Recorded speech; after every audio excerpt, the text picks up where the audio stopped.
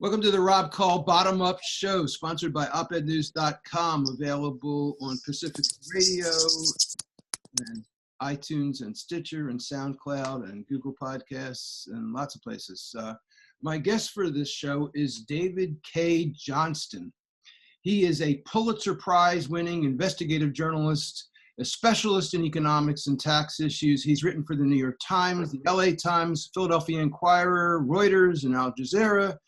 He writes for dcreport.org, and he's on the board of Investigative Reporters and Editors, IRE, which is the National Organization for Investigative Reporters and Editors. And his latest book is It's Even Worse Than You Think, What the Trump Administration is Doing to America. Welcome to the show. Well, thank you. And just one point of clarity. While I'm a former president of IRE, I'm not on the board now. Okay. I spent 6 years on the board and was president for 2 of them. All right. So you're former president of IRE. Yeah. So let's start with talking about your book, although I want to cover some other topics too. But there are thousands of articles about how bad Trump is. What does your book bring to the table that should motivate people to buy it? Well, none of the other books are at all like this one. The book that we published in January, It's Even Worse Than You Think. What this book tells you is about what the Trump administration is doing to our government. The news coverage in Washington of the palace intrigues in the White House, the craziness of Donald Trump's tweets and the racism is really excellent, much better than I anticipated given how awful the coverage of the campaign was. But there's been little to no attention paid to what's happening inside our government that literally puts your life at risk, the health of your children, and if you're my age, your grandchildren, that is damaging the ability of our government to carry out its most basic functions. Now, this was one of the things that Trump promised he was going to do. I mean, Steve Bannon put it very nicely. He said, I'm a Leninist, and we're going to deconstruct the administrative state, which is highfalutin language for we're going to destroy the ability of the government to do what government does in most areas. And so I tell about how just driving down the highway, you are now at greater risk than you would have been but for Trump.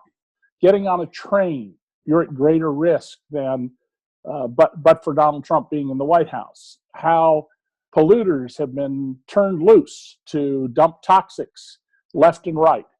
And how they're doing this and how they're making sure that future administrations will be unable to enforce our environmental laws and many other laws. They start off the book talking about how Trump is different from every previous president of the United States ever. Right. Well, I go through a number of the former presidents in very shorthand fashion to give you some context to understand. We've had presidents who were smart, and we've had presidents who were as dumb as Donald. We've had presidents who were incredibly honest people, and we've had totally corrupt ones.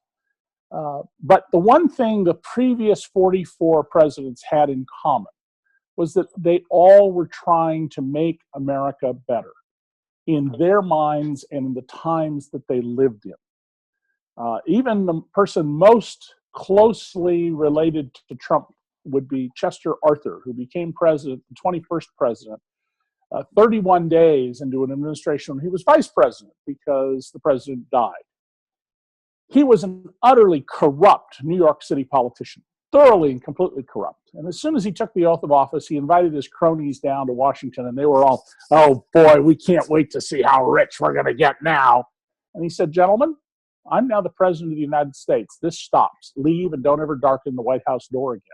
Wow. And as a result, we got the Pendleton Civil Service Act, which is why we have a professional government that's admired by other governments around the world. Well, Donald Trump wants to get rid of the Pendleton Civil Service Act. He's made it very clear. He wants to be able to fire anybody because he expects everyone in the government to be loyal to him. And that's what distinguishes Donald Trump's presidency. Donald Trump is about one thing. He's about Donald Trump, period, full stop. He believes he is genetically superior to the rest of us. He believes that, of course, he should be president. Of course, whatever he says should be what is done, because that's the delusional life of Donald Trump, who I've known for 30 years. And that's what distinguishes him. He doesn't have any regard for our safety. If he did, He would have ordered General Mike Rogers to go after the Russians over their interference in our election and their continuing efforts to interfere in our elections. He would have made a replacement for the Trans-Pacific Partnership, which I was a leading critic of, instead of letting China roam free. He would have done all sorts of things that he promised on the campaign trail to do. But of course, as I warned people then in an earlier book, The Making of Donald Trump, were not going to happen. All that was going to happen is, I'm great. Look at the crowds. Adore me. Tell me how wonderful I am. Because that's the extent of Donald Trump. He is an incredibly empty vessel, Rob. Now, he's a narcissist, Yes. a malignant narcissist. How does that reverberate through America? Now we see it in him having these laudatory meetings where everybody thanks him and tells him how wonderful he is. But you have really analyzed all the reverberations of Trump through our American system, our government, our processes. How does this narcissism manifest in less obvious ways? Well, there have been a lot of people who tried to psychoanalyze Trump from a distance, including a number of psychiatrists, and I don't think that's particularly smart. I don't buy the argument's unethical, but I don't think it's very smart. What I do is examine Trump in terms of the Army Field Manual for promoting officers. Now, let's remember, Donald Trump got 5 deferments. The last one for a bone spur, although he can't remember which foot it was in, and which did not seem to prevent him from golfing, playing basketball, etc. At the time. And the Army Field Manual lists a series of basic things that should determine whether you advance through the ranks. Do you have empathy for others? Clearly, Donald Trump does not even for his own family in many cases that are well publicly documented. Do you take responsibility for your mistakes and your actions? Absolutely not. Donald never made a mistake in his life. Remember, he was asked once if he'd asked for God for forgiveness, which Christians believe you should be doing every single day. And Trump said, what would I ask for forgiveness for? Do you listen to advice from others? Of course he doesn't. Do you examine options? What's one of Donald's trademark lines? We have no other choice. No military officer will get promoted if his view is this is the only choice we have. In fact, junior officers are specifically trained to offer up ideas to their superiors, whether in careful planning or in panic situations, so that they think through every possible option to deal with whatever problem is in front of them. So, there are 6 basic standards that were distilled from the Army Field Manual by a former head of the American Psychological Association. And I use those in the book to judge Donald because they're objective measures that anybody with a reasonable education and thoughtfulness should be able to use. And so what we see in Donald Trump is that he's totally manipulable. Whatever has just been said to him, that guides his thinking. I've had to negotiate with Donald many times over the years, and he is so easy to manipulate. It's just astonishing. So how have you had to negotiate with him? And you said you had a 30-year relationship with him. Well, I've known him for 30 years. I wouldn't say we have a 30-year relationship, but I was the second serious reporter to cover Donald Trump. Most of Donald Trump's image is based on going to journalists who are well known among their peers for never letting the facts get in the way of a good story. So when Donald planted the story in the New York Post, best sex ever, which Marla Maples has since said she never said, or stories that Carla Bruni, later the First Lady of France and at the time a singer and model, the actress Kim Basinger and Madonna were his lovers. Absolute made-up nonsense, simply not true. Throughout his career, Donald has sought out journalists who will print his nonsense as fact. And the very first reporter to not treat Donald that way was a guy named Wayne Barrett, to whom my book is dedicated. And I was the second, starting in 1988. And so my he's relation about screwing people all the time. Oh, it's been his entire life. And Donald, listen, let me be clear. Donald Trump is a major league criminal. Most major league criminals never get arrested. That was part of what was so shocking about the big mob trials when Rudy Giuliani was the federal prosecutor in New York. They hardly ever prosecuted these people. and he got a whole slew of them sent away. I once had the mob's #2 hitman in the Western U.S., Harry Kaladuris, in my home. And he sat there bouncing my now 33-year-old daughter, who's a child lawyer for children in Canada, on his knee while I made coffee, and he talked about people he'd whacked. And everything he told me was backed up by FBI and by local police. So people shouldn't be surprised that a criminal like Donald Trump has never been arrested. He beat 4 grand jury investigations. He had 2 trials for income tax fraud and lost them both. These were civil, not criminal trials, but lost them, and they were devastating in the judge's opinions about his dishonesty. He's confessed to being a sales tax cheat. And most importantly of all, for many years, he was very deeply entangled with a major international cocaine trafficker, a twice convicted, and after the cocaine, thrice convicted mob associate. And what he did in association with this guy, Joseph Wexelbaum, makes no sense whatsoever as the owner of a casino, because he should lose his license for it. But everything he did made perfect sense if they were in the cocaine trafficking business together. Then everything he did makes perfect sense. Wow. So, and Donald has been involved in all sorts of dubious activities. I mean, for several years, a full-blown gambling operation took up the entire floor of Trump Tower directly below Donald Trump's own 3-story apartment.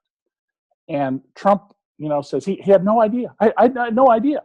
Really? You had no idea who was going in and out of your building in the floor directly below you where Russian mobsters were running a gambling operation? Donald denies all sorts of things that there's plenty of public record about. And by the way, one of the things your audience should know is that all of the things I'm telling you, they come from the public record. There's court papers, there's transcripts, there's Donald's testimony under oath. There's so much stuff in the record about Donald. I don't waste my time dealing with people's speculations about his behavior. Okay. Your book goes on for close to 300 pages, providing a long litany of problems with Donald Trump. What would you say are the worst of the worst out of the whole book? Well, I think that in the long run, what's been done to the Environmental Protection Agency is going to be very crucial. I tell the story of a senior manager who worked on the Clean Water Act, one of the 2 great environmental laws Richard Nixon signed. The other was the Clean Air Act.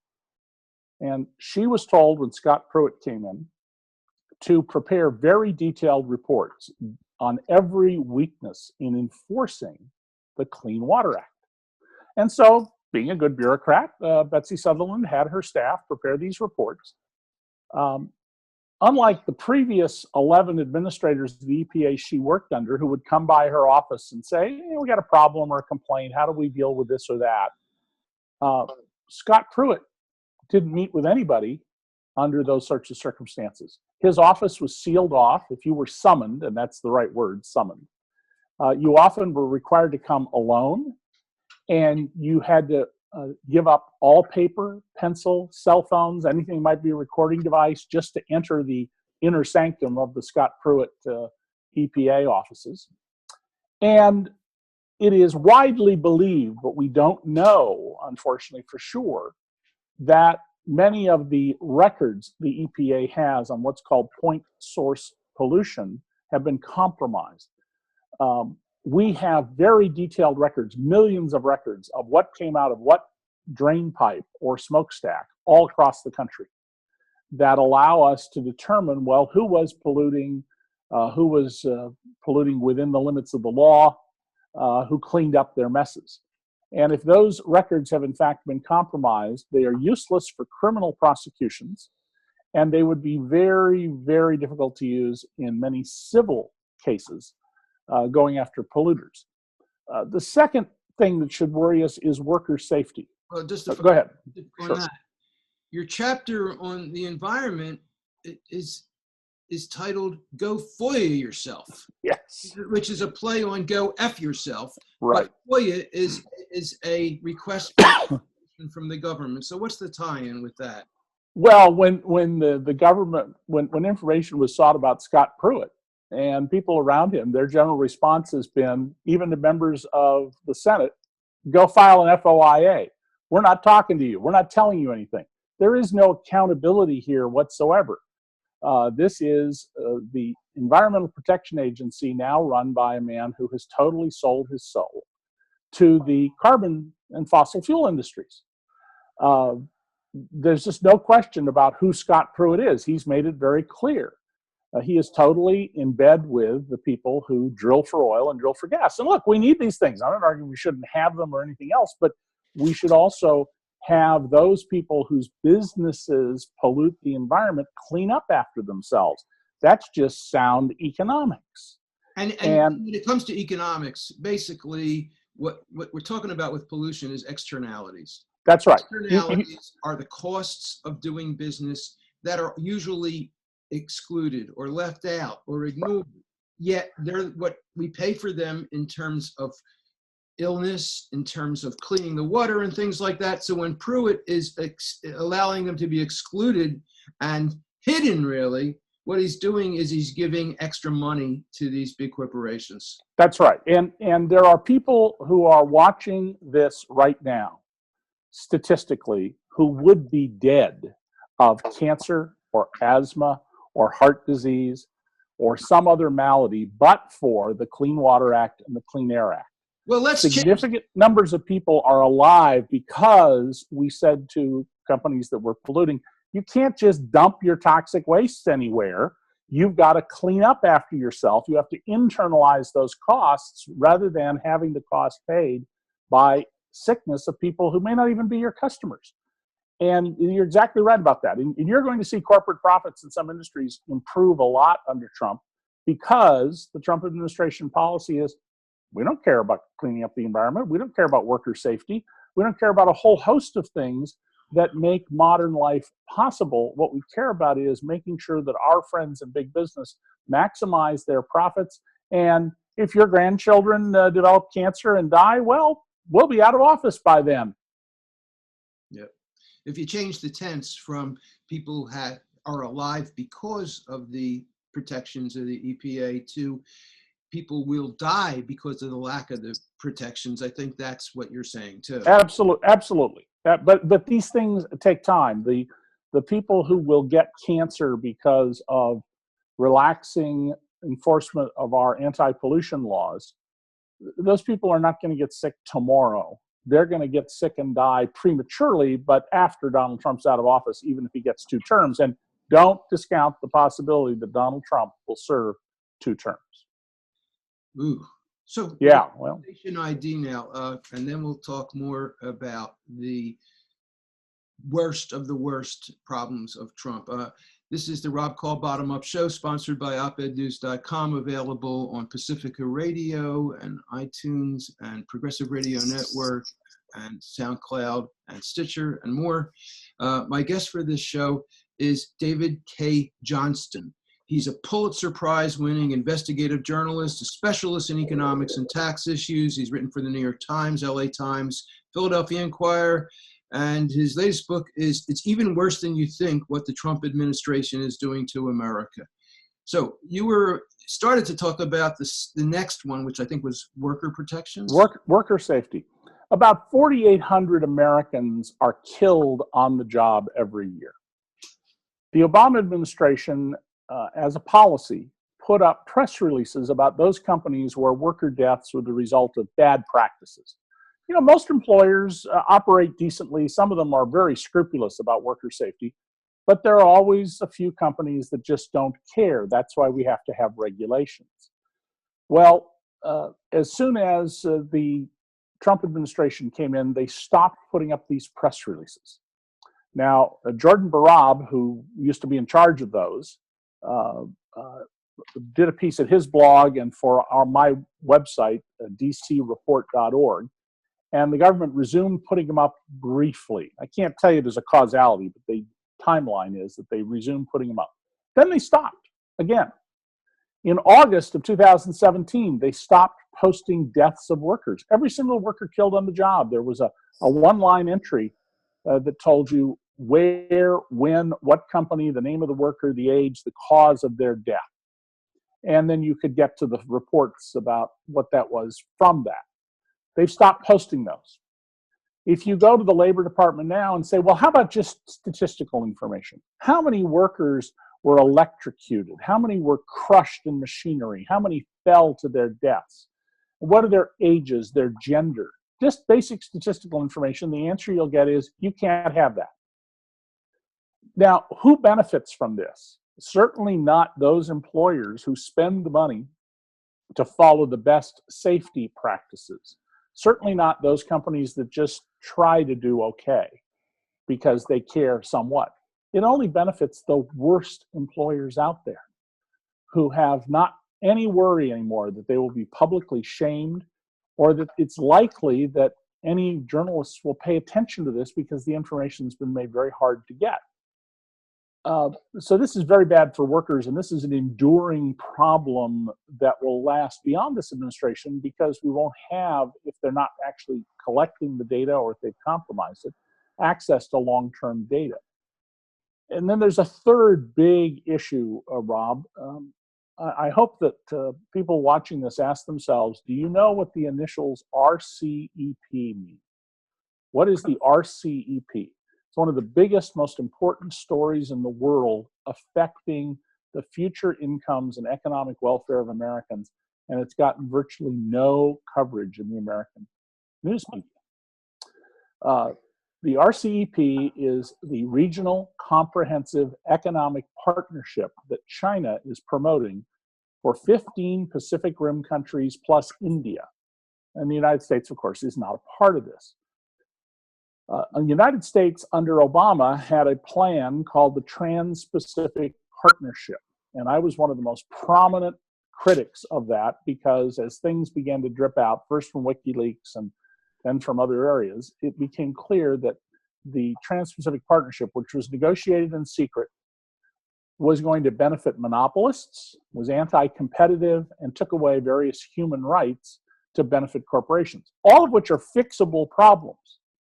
But it also had the purpose of containing the economic, the diplomatic, and the military ambitions of China, which, as we can now clearly see, isn't just a communist dictatorship. It's now run by a man who's going to be dictator for life, President Xi.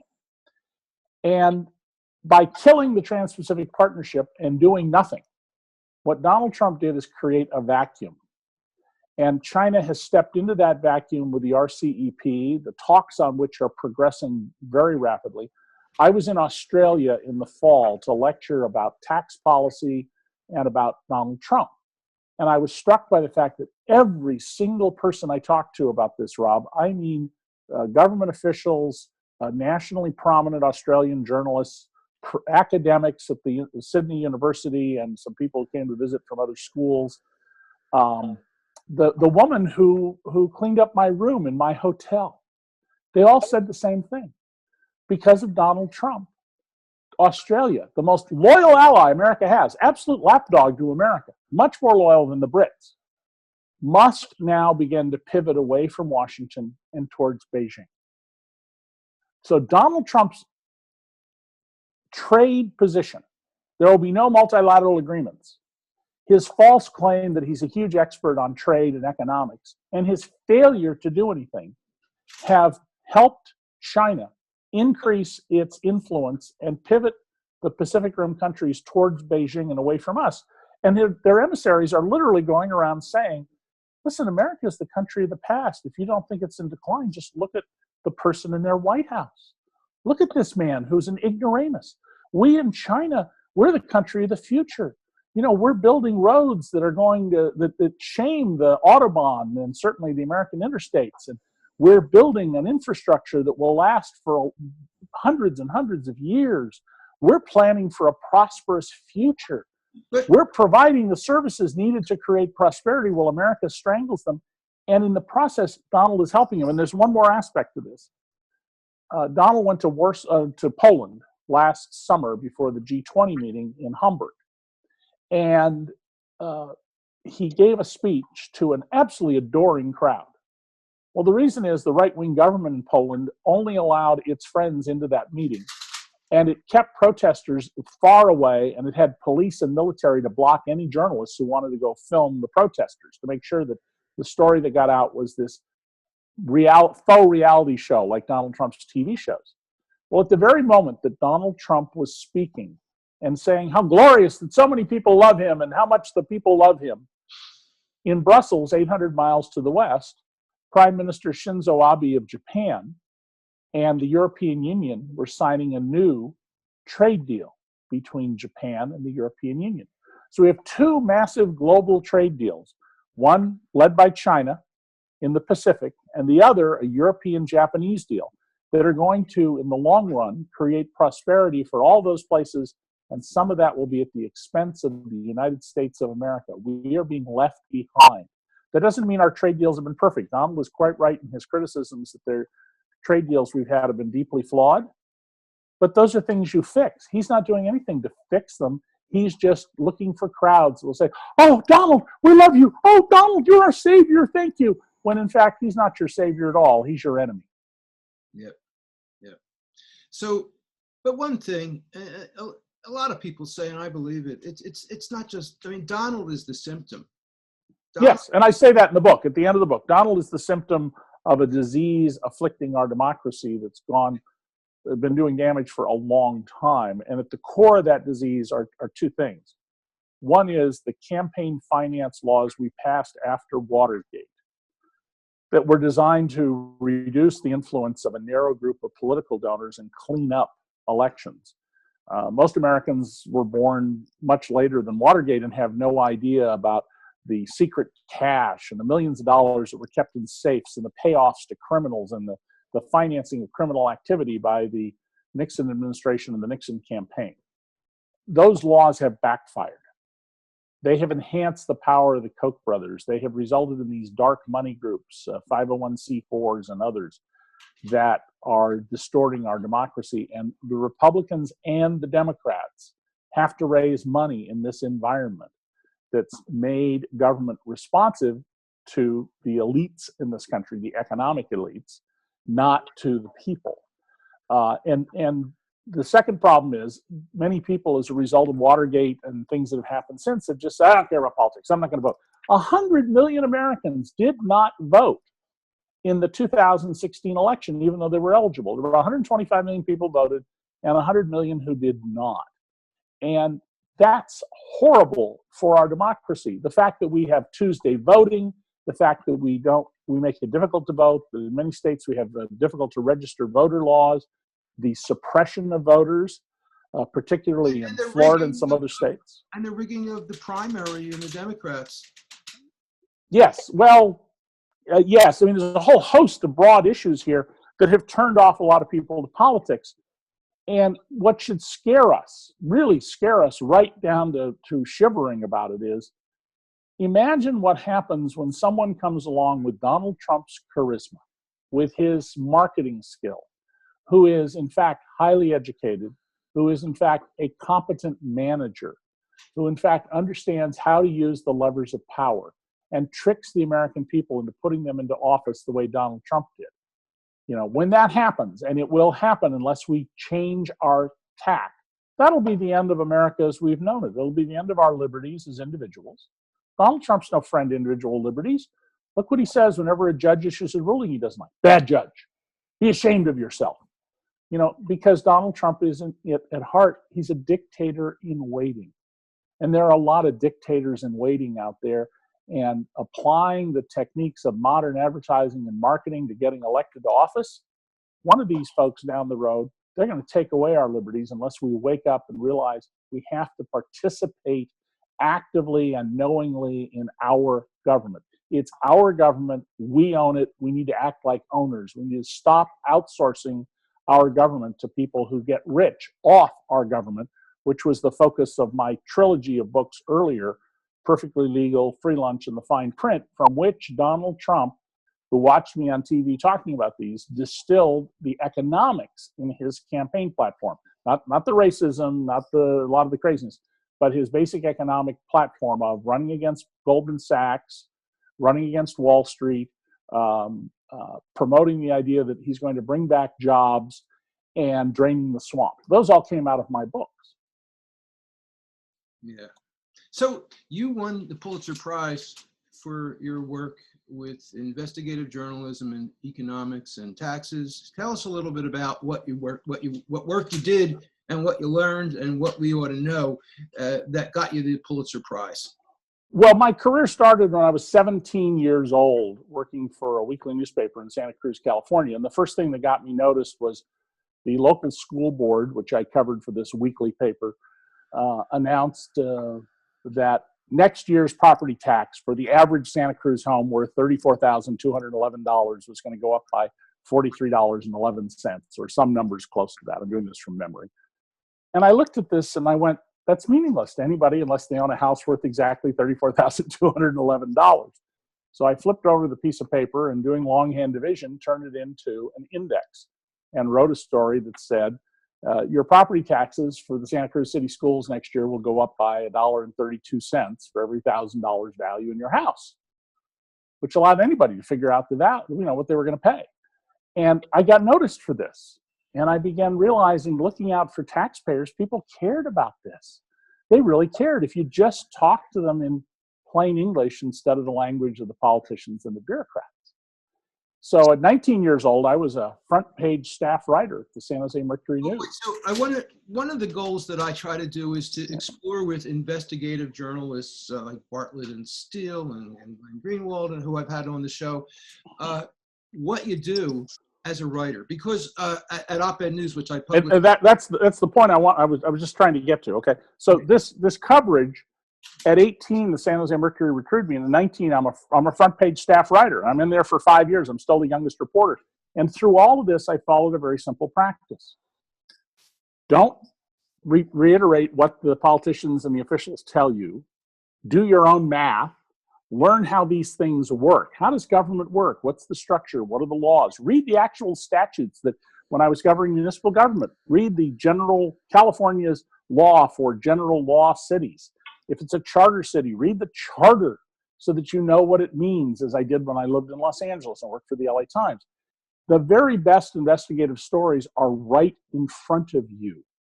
You just have to see them. And if you don't understand how economics works, how the law is, you're going to miss what's happening in front of you. You're going to be used by your sources instead of using them to inform people. And so I would make it a point to read the actual budget of a school district I was covering, or a city council, or a county board of supervisors. And, back then we didn't have pocket calculators, and you had to do division longhand. But still distill information out of it, and then constantly be listening to people, ordinary people. Some of the best stories of my career came from nobodies, waitresses, clerks. I'm the only journalist in American history who's gotten a broadcast chain forced out of business, and forced out of business over news manipulations and blackouts that the owner required of his newsroom in order to advance his commercial interests. And WJIM-TV in Lansing, Michigan, which was the flagship channel, was, according to Forbes magazine in the 70s, the second most profitable television station in America. That's not the number of dollars, it's the share of the dollars that came in the front door that were profit. It was north of 50%, according to government documents. And everybody in Lansing, Michigan, it turned out, knew that this guy was totally corrupt and was using his newsroom to advance his commercial interests. It never occurred to any of them it was a story. So I simply went around and interviewed all these journalists, and they gave me the memos. Some of them had worked there, and they'd kept the memos. And by the way, the local newspaper, which defended this guy all the way through, the Gannett-owned Lansing State Journal, they actually ran a story that I was under investigation by the Lansing police for burglary, for stealing these memos, which of course had been posted in the newsroom and with photocopying machines were readily available. They didn't call and ask me for any comment about it. They just ran this nonsense story. And so one of the fundamentals of my career has been just pay attention to what's right in front of you. Now, I've done much more difficult, complicated stories. I was the first journalist to examine the LAPD. And I was writing exposés of their spying operations. I broke the story that Daryl Gates, the police chief, had assigned an officer to sleep with a woman for years to get political information out of her. And she was one of actually 8 women that I interviewed. Just 7 of them had moved on in their lives and wouldn't go on the public record. The LAPD under Daryl Gates committed all sorts of crimes. They fomented, and I proved that they fomented the May Day I think it was 81, but it may have been 1980 riot in downtown LA. I got videotape and proved that an undercover officer was the one who started the riot from the videotape. And but the most important, the best stories that need to be done, Rob, they're right out there in front of you. You just need to see them, and then you need to investigate to fill in the story and make it plain English so ordinary people understand. So what you're saying, stories are in front of you, but you have to see with a different kind of eyes. You have to put on a different filter. So how do you change your filter so that you can see what other people are not seeing? Well, the most important element of that is you have to understand how things work. You know, just as most television news readers would be actors if they had the talent, I think most journalists who want to tell a good story would be novelists if they had the talent to be novelists. And you'll see a lot of good reporters, the very best reporters sometimes do leave and become successful novelists. But if you don't understand how things work, then you're captive to your sources. You know, I remember Senator Christopher Dodd about 13 or 14 years ago told the story in front of a whole group of Democratic politicians whom I was addressing in a private home, that a young woman had come up to him that day with a TV camera and a microphone, shoved it in his face, and he went like this with his wine glass and just managed to catch the red wine before it spilled on the people in front of him, and said, "Give me a quote." And the senator said, "About what?" And she said, "I don't care. I just need a quote for tonight. I'll make a story out of it." And then he said, "You know, I remember when I first came to Washington," he was a congressman, "there were 16 reporters that he could recall from Connecticut. And that one of them was an incredible expert on Pentagon procurement, because Connecticut's a big military state for military contracting, particularly helicopters, and how detailed the knowledge of these reporters was." And he said, now reporters come up and he said, they're like this young woman, "Give me a quote." They don't even know what they're talking about. Now, there are lots of good reporters. I don't mean to damn all reporters. I mean, the coverage that we've seen of the White House, as I said earlier, is just astonishing. But most reporters, they don't know anything about what they're writing about. Dean Baker, an economist, does a blog every day called Beat the Press, and he points out stories on the front page of the Washington Post especially, the Wall Street Journal surprisingly, and the New York Times, where the economics are nonsense. And I used to go nuts when I worked at the New York Times, and I would go to editors and I would say, "This story is like nonsense." And, you know, the editors don't know any more economics than the reporters under them, or those stories would get stopped. The couple of editors who did understand economics, they would do their best to, you know, enhance these things, make, you know, get rid of the bad economics. But if it was anybody above that, you know, you just didn't get anywhere because they didn't even understand this stuff. And what they got was a very readable story that, if you don't know economics, made a lot of sense. Okay, so we're going to do another station ID, and then when we come back, I'm going to ask you, given your knowledge and experience in tax and economics, and with the coming anticipated blue wave, if the Democrats are in control of the House and or Senate, what would you advise them to investigate to put a stop to what's going on and to turn things around? So this is the Rob Call Bottom Up Show, sponsored by opednews.com. And we are on Pacific Radio, Progressive Radio Network, on iTunes, on Stitcher, and more. And my guest for this show is David Cay Johnston. He is a Pulitzer Prize winning investigative journalist, and he is the author of It's Even Worse Than You Think. So tell us, what would you advise Congress to do? Well, I think the most important thing Congress needs to do if we have a change in November, and I certainly hope we do, this is, I believe, the most important election in this country since the Civil War, and I'm including 1932 in that. is that we have public hearings about what's going on in the Trump administration. We need public hearings into Donald Trump's involvement with Russians and Russian money. At an absolute minimum, it is indisputable at this point that Donald Trump has divided loyalties, which makes him unfit to hold office. And there's abundant reason to believe that Donald Trump is a disloyal American. I mean, after all, his son-in-law, Jared Kushner, wanted to use Russian diplomatic communications in the embassy in Washington to communicate with the Kremlin.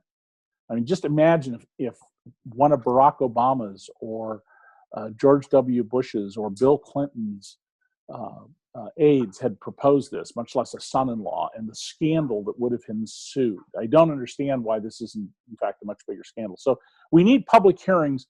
We need them on the Russia matters because the public is not prepared for how deep Donald Trump's criminal involvement with the Russians is.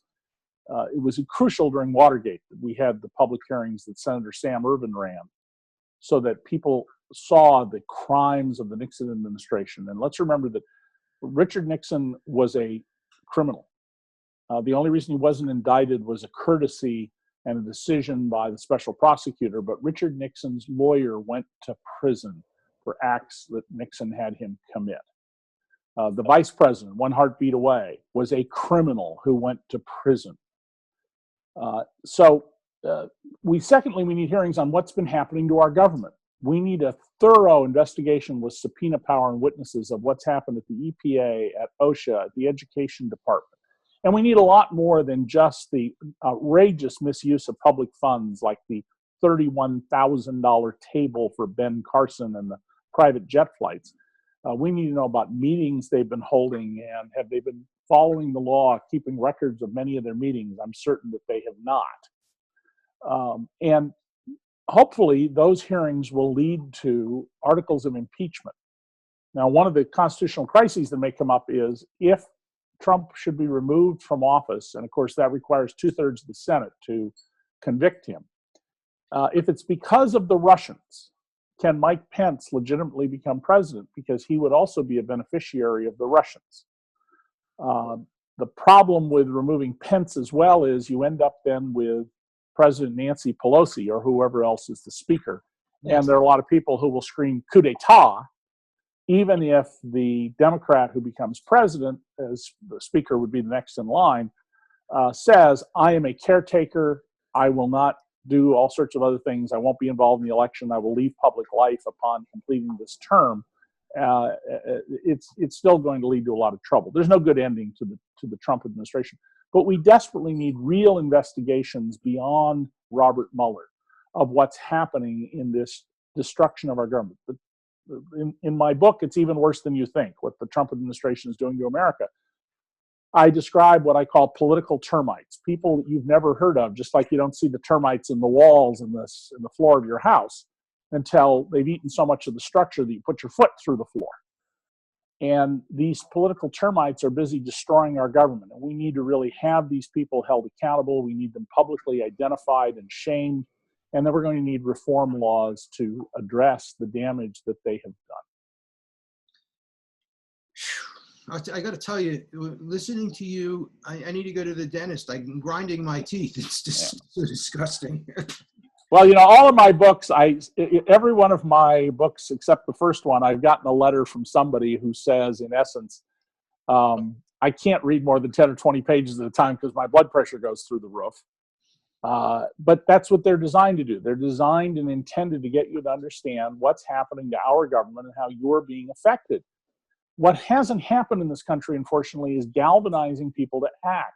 So many Americans have become passive about this, and their wages are down.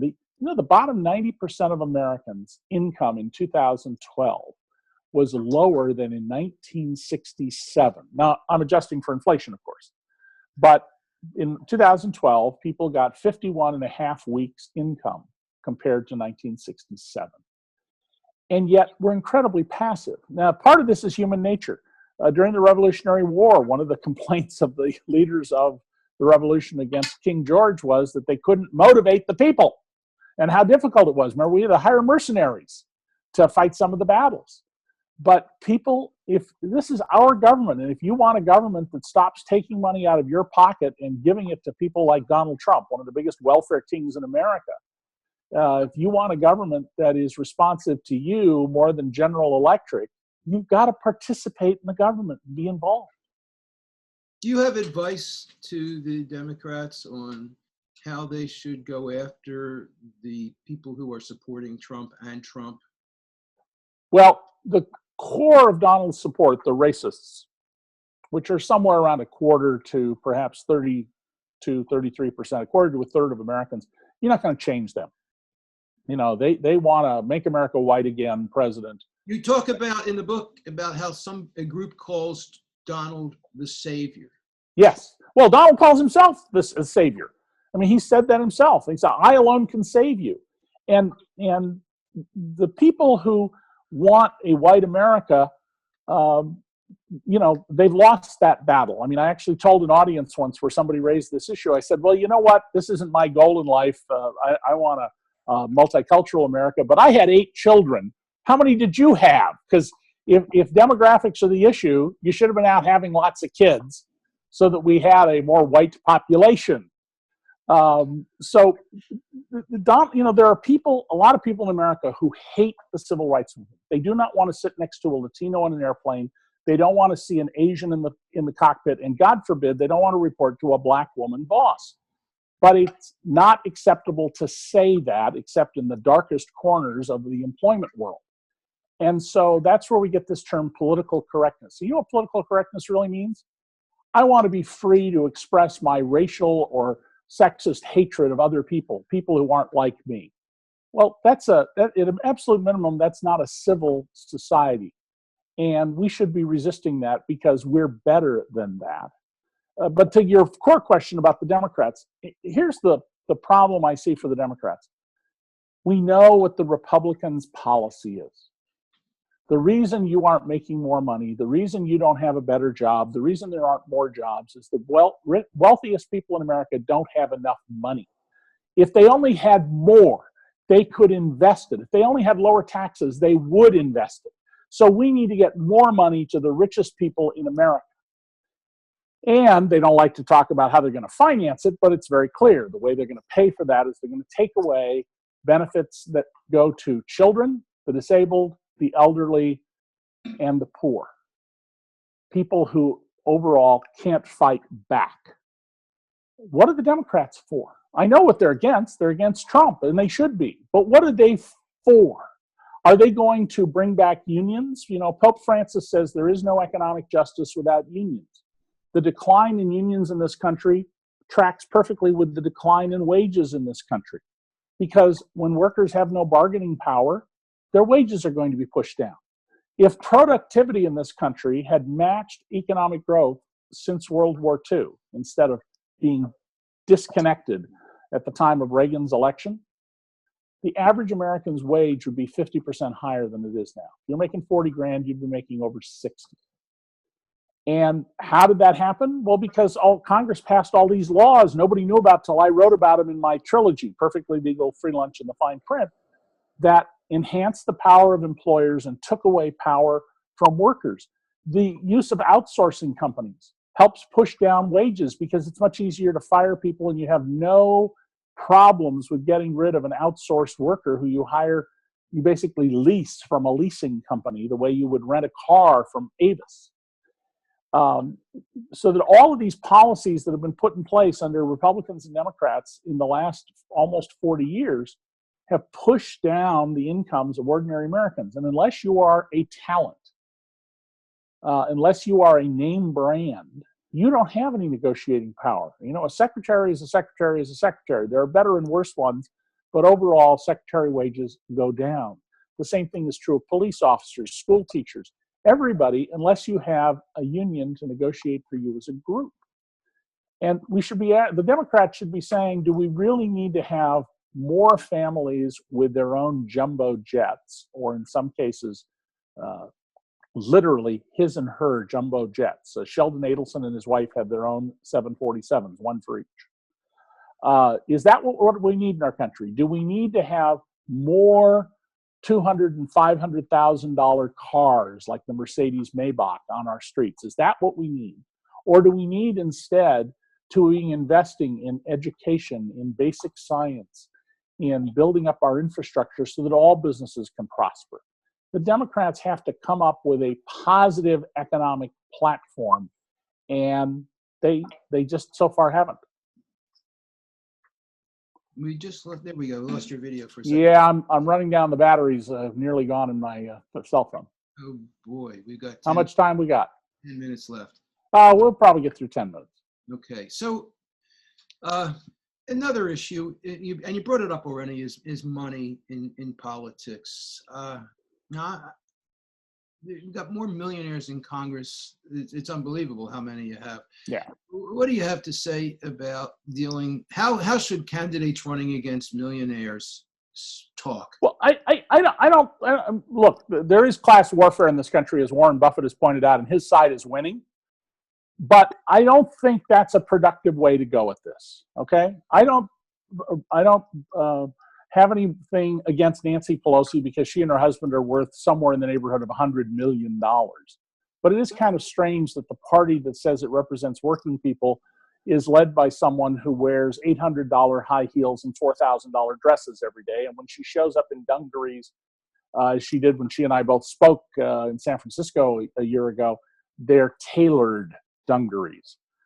There is a disconnect going on here. There are plenty of wealthy Americans who are connected to and understand the plight of the vast majority of Americans. What we need to do is have a politics that says that our government is intended to make life better for as many of us as possible, that we don't need further subsidies for the richest people among us. You know, the Trump tax bill literally increased the subsidies for ownership of personal jets. Got almost no coverage at all. Symbolically, how revealing, you know, when CHIP was not, it's finally been renewed for 6 years, but at a key point, what did Senator Orrin Hatch say about CHIP? There's no money. We can't afford it. Oh, we can afford a trillion and a half dollars of borrowed money for tax cuts for corporations and the rich, but we can't afford health care for children whose parents aren't poor enough to be on welfare, but don't make enough to have real private insurance. I mean, our priorities are completely skewed. We don't measure a country as how well better off we make the rich. Lift up the people who will benefit from government help. So before we finish, I mentioned to you that I call the show Bottom Up Show, because I think we're transitioning from a top-down to a more bottom-up culture. And I asked you if you had any thoughts on it, and you said you did. So what are some thoughts that you have about that from the bottom-up, top-down angle? Well, real change in America has always come from the bottom, not from the top. Whether it's getting rid of slavery in this country, whether it's the child labor laws that we got back when the Jerry Falwells and Franklin Grahams of the day were saying it's God's plan that these children work in the factories, and those who oppose it are the agents of the devil. It was people who demanded this. And so we need to have structures that represent people. 40 years ago, we had big social justice movements funded by the Protestant churches, the Catholic Church, Jewish groups, and interfaith groups. They're basically shriveled down to nothing. 37% of private sector workers belonged to unions in 1973, and unions were an important countervailing force to corporate power in America. And Lewis Powell, in his famous Powell memo, said, we got to destroy the unions. We're going to have a business-run society. Well, that's what we've got. We need to develop organizations. Now, one of the things that gets in the way of this is the two-income household. People are so busy working, sometimes more than one job, and commuting that they hardly have time to be parents, much less be involved in civic affairs. But we really need to develop institutions. Individuals don't change things from the bottom up. They need to have organizations that they are involved in, that they support, that advocate for them, that have political influence. And the NRA is perhaps the best example of a tiny group wielding unbelievable influence. So outside of unions, what are some organizations that you see now that could help? Well, the most impressive one is Indivisible. They wrote a manual that's a large extended version of the things I've been arguing for a long time, and they're professionals at this, on how to organize people. And they've been having these rallies held outside the offices of various Congress people, where instead of angry protests, they mock these people. They make fun. They bring balloons and cupcakes and sing silly songs to mock these people who are corporatists rather than peopleists. So Indivisible has been, I think, the most impressive organization. We need to see other organizations that are focused on the best in us. I wish somebody would start, some organization called something like, Better Americans, and focus on our highest values. We got to stop denigrating politicians as a class and teachers as a class, and denouncing people in public life as if they're enemies of ours, rather than people who help us become a prosperous, peaceful, civil society. And the truth is, Rob, I'm in the diagnosis business. I'm not in the curing business. That's at a higher level than I am. But we can solve our problems. I mean, the whole idea of the United States of America is to ennoble the human spirit, to see what human beings can achieve. And the only way that happens is if we take responsibility, if we involve ourselves in shaping our future. Because if we let other people shape our future, it's real clear what it'll be. More money for them, less for you. More freedom for them, less for you. More violence, less stability. Darker skies from pollution and less safe water. We decide this, and it's our choice. And as I said early on, it's our government. We need to act like owners.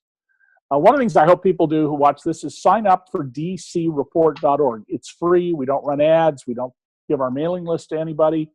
But we do tell you what the government's doing. Our focus isn't on what politicians say. That's cheap news. We cover, on a budget of $4,000 to $5,000 a month, we cover what our government does, what President Trump does, not what he tweets, what Congress does. So DC Report can help provide people with the kind of information that they can put to work. But we've got to have leaders emerge, develop structures and financing for them to bring about social change. Do you see any other structures besides Indivisible that have potential? Well, there are a bunch of them, but they're all very lightly funded. I mean, keep in mind that in Washington, there are 12 big right-wing organizations, Heritage, Cato, the Competitive Enterprise Institute, that are all immensely funded and are treated with deep respect in the news, even though they're just advertising agencies for right-wing ideas. Yes. And the comparable groups that are centrists or on the right, their budgets are a tiny, they're dropping the bucket. On the left. Yes. Well, even the centrist groups, their budgets are just absolutely minimal. Citizens for Tax Justice runs on a budget of, I think, about $1 million a year. Maybe it's $2 million. It's just nothing. I've read a lot about this over the years, and the difference, the right-wing organizations are policy advocacy organizations, yes, engines, and on the left and in the center, they're policy analysis organizations, and that's the big difference, I think. I think that is a big difference. I mean, I call the groups on the right ideological marketing organizations. They are in the business of taking things that won't do you any good, but will help those at the top and making them sound palatable. When I was young, there were ads on TV for something called Brill Cream. If you're a young man and you put grease in your hair, girls will be all over you. Absolutely ridiculous. But you know what? They sold a lot of Brill Cream.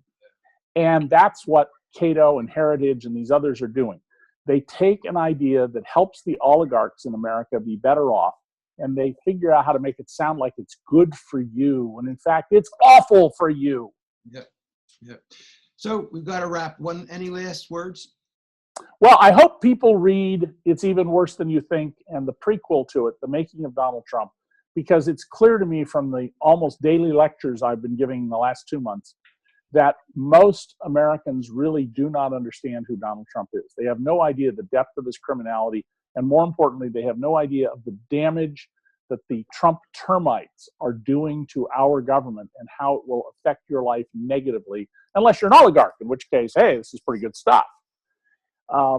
But people need to have more information than you can get, even if you assiduously follow the news. You know, I get up every morning and read 5 newspapers, and I take over 40 magazines. Stuff in my book that hasn't appeared in these places, or if it has, it's been in passing, you know, on page A10 of the New York Times once, and then it disappeared. It's a great book, and we've got to wrap. You've been listening to The Rob Call Show with David Cay Johnston, the Pulitzer Prize-winning investigative journalist and the author of his latest book, It's Even Worse Than You Think, What the Trump Administration is Doing to America. Thanks so much, David. Thank you, Rob. All right, we made it. We didn't run out of battery. Take care.